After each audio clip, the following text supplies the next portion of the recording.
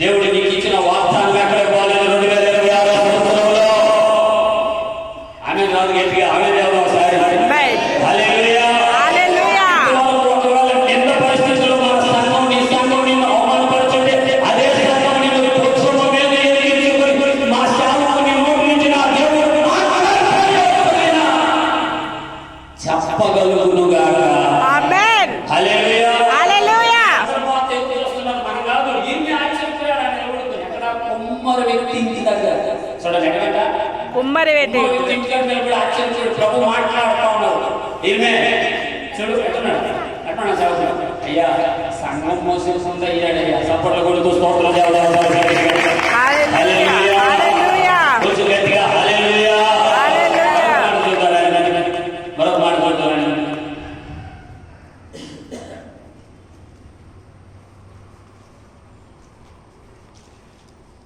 అదే చదువు ఆదికాండం ఋతు గ్రంథం 2వ అధ్యాయం 9వ వచనం.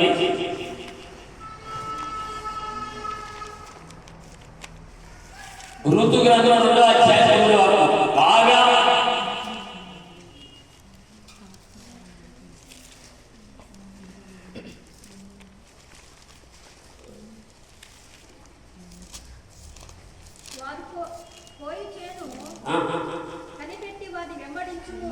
చేసిపోయి వారి వారి వెంబడించి నిన్ను ముట్టుకుంటున్నట్లు యవనస్తులకు ఆజ్ఞాపించున్నాను.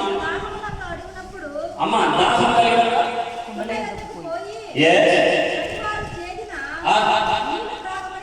పనివారు చేసిన ఇంకో దిగడ నీ ముక్కు ముంచి త్రాగుము, లేదా నీ చెరకులో నీ ముక్కు ముంచి త్రాగుము. హల్లెలూయా హల్లెలూయా. పనివారు చేతి పోసిన నీళ్లను నువ్వు త్రాగుము. నా మాట అర్థం కాదు చాలా మందికి. ఒకసారి స్తోత్రం చెప్తాం గట్టిగా హల్లెలూయా హల్లెలూయా హల్లెలూయా. ఇదంట జరగదుగా.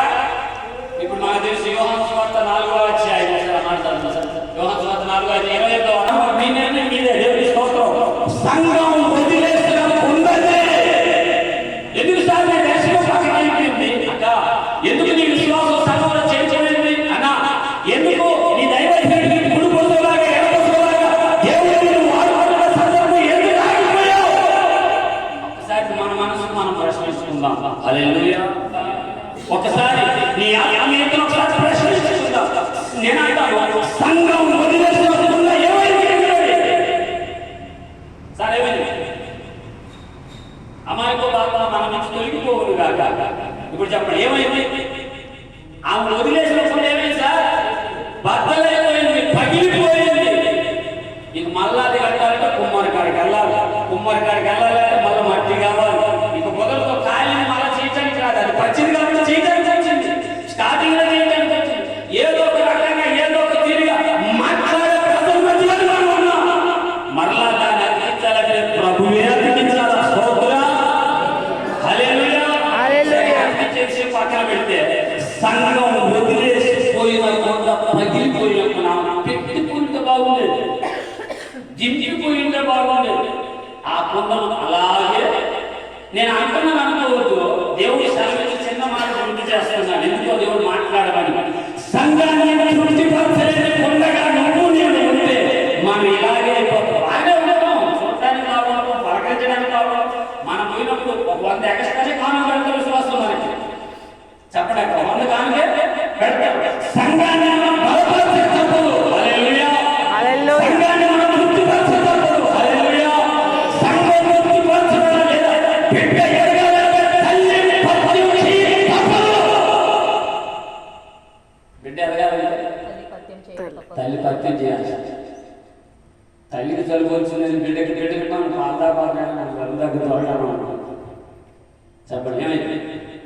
ఇప్పుడు సంఘం తృప్తిపరచబడాలంటే ఖచ్చితంగా మనం పత్తి ఉంటాం. ఎవరు అన్నారు?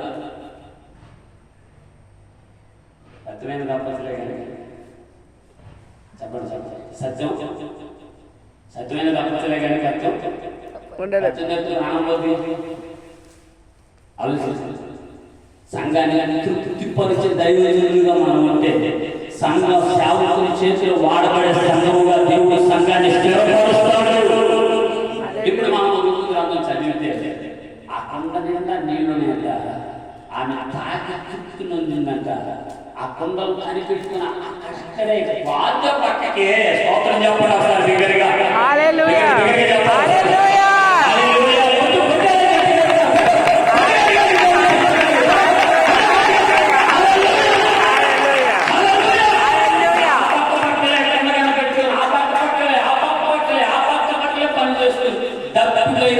వచ్చి తాగి తృప్తున్నందుకనే కాదు పక్కన వాళ్ళకు కూడా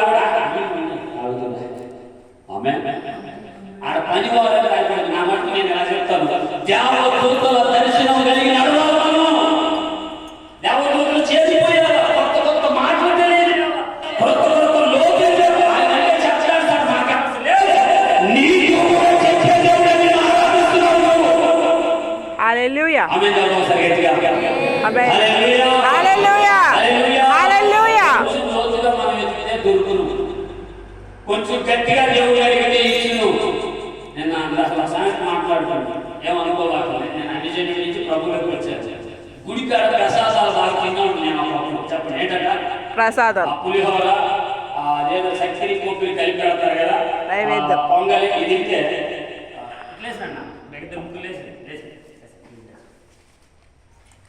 నేను ఇప్పుడు దాకా నేను ప్రసాదం తెచ్చి అట్లా ఉన్నది, ప్రసాదం తెచ్చి గుళ్ళో పెట్టా. గుళ్ళో పెట్టేసి చేయాల్సినంత చేసి బయటికి రావడానికి ఎలా ఉన్నారు మీరంతా చేతి పెట్టారు, రెండు చేస్తారు కొంచెం అట్లా పెట్టారు. నువ్వు గుడికి నేను పట్టుకోవాలి చేయి పైకి పెట్టిట్లా అందుకున్నాను. ఏసీ గుడుకుని సార్ ఇటు తిరిగి అది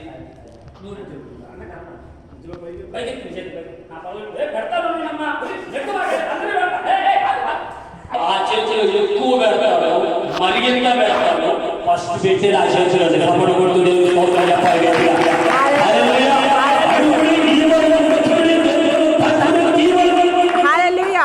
అడిగినా నేను నువ్వేమో నాకు ఈ ఇల్లు తెమ్మన్నా నా కోసం సేవ రాదు అడగాలంట. హల్లెలూయా హల్లెలూయా. మనం వచ్చిన దర్శనాన్ని బట్టి అడుగుదాం అంటాడు. తృప్తి పరచబడిన కొండను మనమైతే నిన్ను పోషము మీద మోయలాగా సంఘాన్ని దేవుడు చేస్తాడు. గట్టిగా చెప్తాడు. అవసరమైతే వాత వేసిన సంఘాన్ని సరిచేస్తాడు. స్తోత్రం చెప్పాలి గట్టిగా గట్టిగా. హల్లెలూయా. ఎందుకంటే ఆ సంఘం నిన్ను మోయాలి. రేపు గమనించిన కుటుంబంలో మోస్తే ఒంటి ఒక్క నీళ్ళు ఒక 2 జిగులు తాగదాక అన్న 5 లీటర్లు సరిపోతాయి ఒంటికి, సరిపోతుందా? 4 లెక్కేసుకోండి. అది ఒక్కో 4 కుండలు తాగదా డైగా చెప్తున్నారు. 4 కుండలు అయితే బాగా 6 రాజ్యపాలన నీళ్ళు తాగట్లేదు. ఒకటి ఎలియాజరు ఒక్క ఉంటుందా?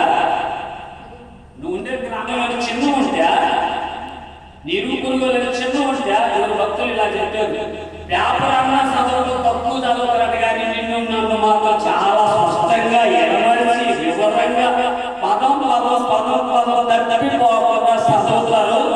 ఆ చదువులో మన జీవితం ఖచ్చితంగా కనబడినప్పుడు వల్ల దేవుడి నీ గురించి బాధపడకూడదు.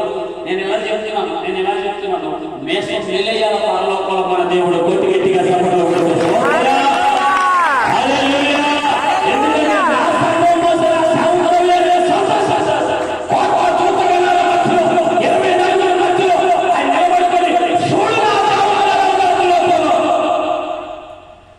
చూడు నా సంఘం పెట్టే ఎలా ఉంది భూలోకంలో.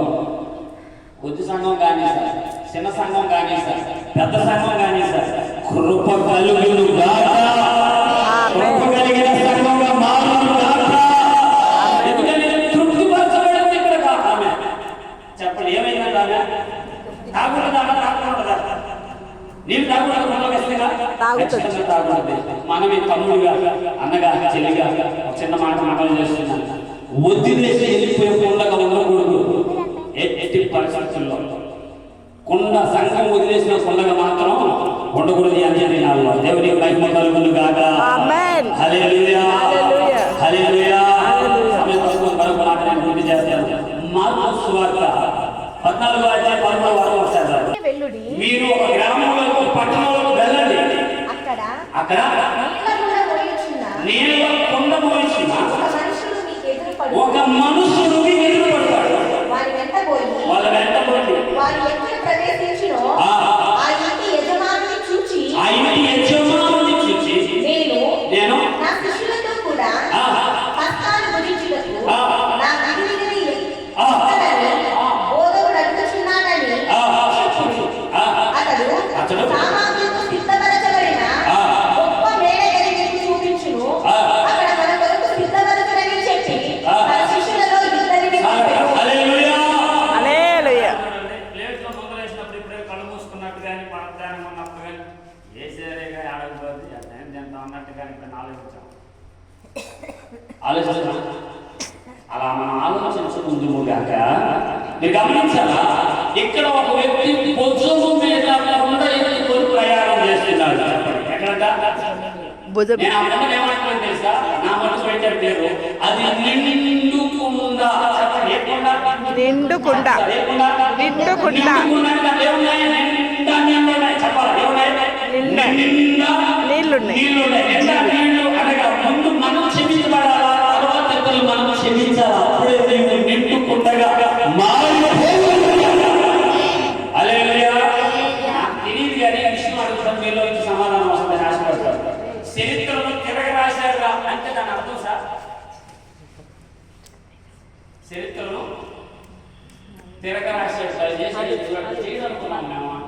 వాళ్ళు అసలు రికార్డు బట్టలు కొట్టాడు అంటే అప్పుడు దాకా అంత వల్ల కాదు అని అర్థమే కదా.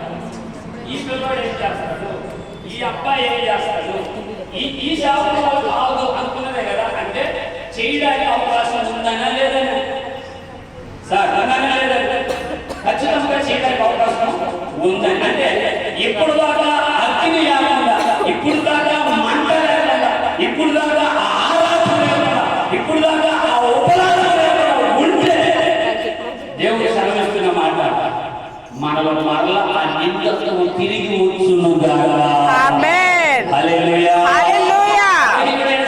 ప్రార్థన చేసి ఒక్కసారి అడిగాడు, బహుశా ఆ దేశంలో మనం ఉంటే, నేను కూడా ఉన్నాను అందుకే అంటున్నాను, మనం ఉంటే ఒకసారి బలపరచు శత్రువుని చంపేసి మళ్ళా మామూలుగా బలపడతారులే అని అంటాం. కానీ శాంసన్ అలా ప్రవసంగా ఒక మాట, వాడిని చంపదా నేను చేస్తాను సార్ అన్నారా? నేను పడుతున్నాను అన్నారా? దేవుడు అడుగుతాడు, వాళ్ళు చంపలే శత్రువులు ఇటువంటి సాగుతాం అట్లాగే ఎందుకు అన్నాడు? నీ సమర్పణ పాడు చేస్తున్నావు ఆయన గుర్తు చేసి సాగు అప్పుడు కూడా దేవుడు సోదరు చెప్పాలి. అంటే మీరు దేవుడు